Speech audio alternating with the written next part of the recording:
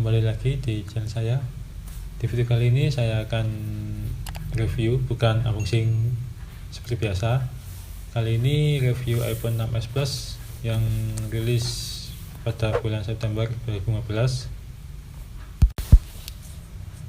Kemarin saya dapat iPhone 6s Plus ini di salah satu marketplace dengan kondisi second dan masih garansi dari box juga sampai bulan November. Ini dengan kapasitas 32 GB. Masih worth it gak sih iPhone yang udah umur 4 tahunan lebih ini? Biasanya HP keluaran tahun segitu mah udah dijual atau ganti dengan keluaran yang terbaru.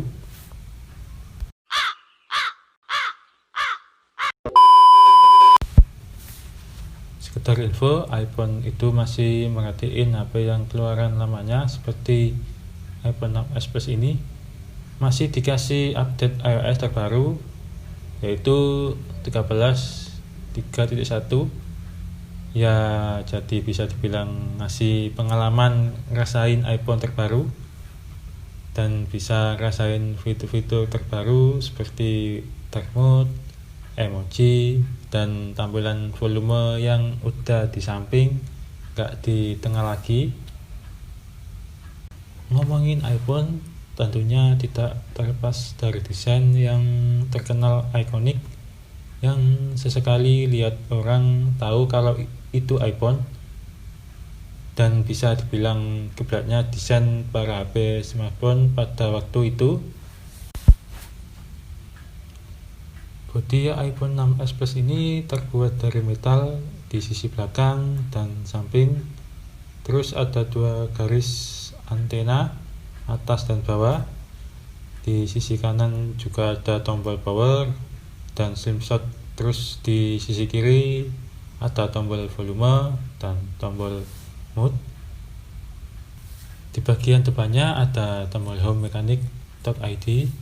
Kemudian di bawah ada handphone jack, lightning untuk mengisi daya, dan speaker di bawah kanan. iPhone 6s Plus ini menjadi seri terakhir yang menggunakan mechanic.id dan handphone jack. Menurut saya fitur handphone jack masih dibutuhkan, apalagi untuk yang suka main game. Ya, jaga-jaga baterai habis masih bisa charging sambil pakai AirPod atau headset. Tapi ya nggak saya rekomendasikan ya kalau ngecas sambil main game. Yang jadi pertanyaannya, memang pakai iPhone 16 Plus ini enak buat main game? Speknya kan udah jadul.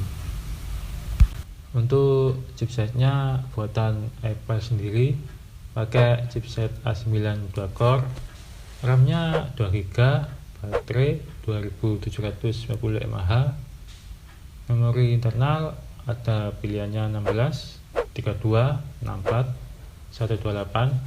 Yang kita review 32 GB. Untuk kamera belakang 12 megapiksel, kamera depan 5 megapiksel.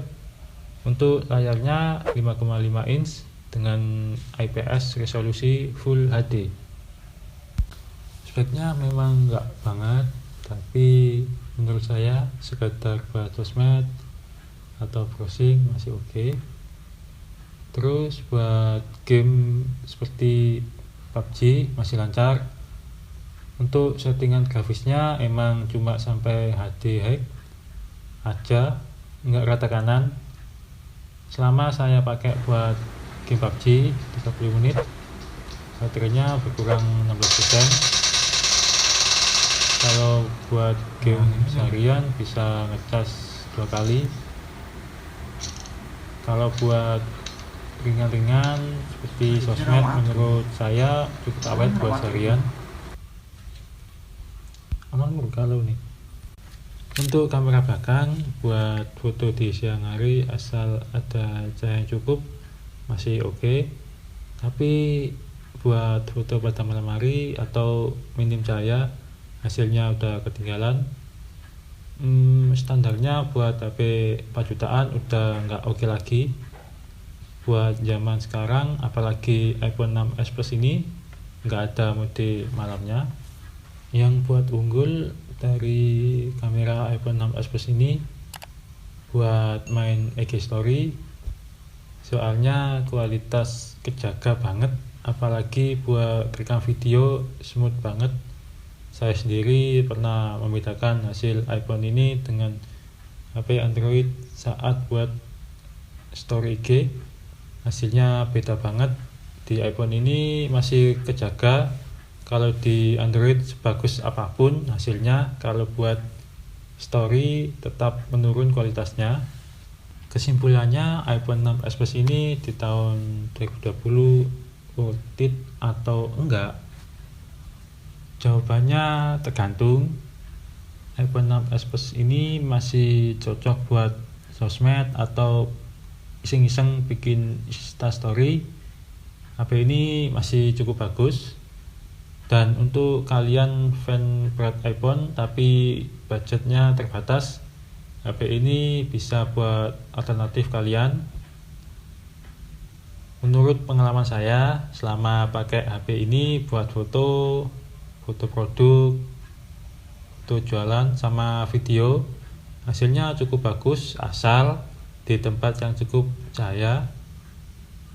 Saran saya buat kalian yang suka ngedit atau main game, ambil yang storage-nya 128, dengan catatan kalau kalian penggemar berat iPhone, karena jika kalian membandingkan dengan Android sekarang dengan harga 4 jutaan udah dapat spek, desain, dan kamera yang lebih mantap dari iPhone 6s Plus ini.